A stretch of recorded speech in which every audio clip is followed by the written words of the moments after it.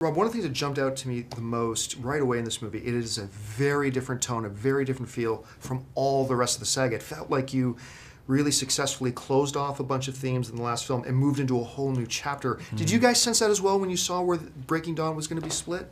Yeah, it does in a funny sort of way, even though it kind of ties a little bow around everything quite nicely. Like, suddenly introducing 100 new characters and this whole international vampire society. Like, it really does seem like they're opening it up for sequels, but then they just end at the end. So like, so yeah, it definitely did feel different standing on a battlefield with 100 demon vampires across the field. Now, watching the movie as the end credits rolled, which were so creative, I almost felt a little bit like I was watching a marathon and seeing the runner finally cross that finish line. What is that experience like for you now? You've been involved in this franchise, you've lived this character for so many years, and now you're crossing that finish line. I have to imagine it's a little bitter and sweet at the same time. How are you feeling about it? Yeah, I mean, it definitely...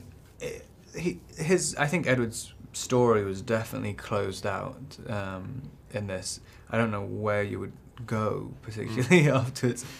So it was quite satisfying just saying, yeah, that's it now. But I mean, it's funny with the Twilight stuff, because it's become so sort of culturally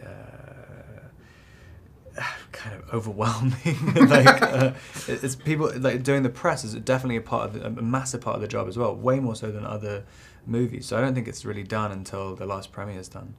And then I'll kind of know how to feel about it. Now, we're talking about how this movie's so unique from the rest of them as well. You mentioned you closed out some of the elements with your character. When you were approaching the final film now, what new areas of Edward did you want to explore? Did you think you'd have the opportunity to explore going into the final film? I mean, I just thought it was quite interesting. As soon as he has a child, he becomes more instinctive. He can't help it. Whereas in every single other one of the movies, he's constantly worrying about doom and gloom and trying to make plans about everything, and being very analytical and cerebral about things. And as soon as he has a kid, it's like, got to protect my kid. Nothing. Like, I mean, there's absolutely no thought to it whatsoever, and it kind of loosens up everything. He becomes almost lighter.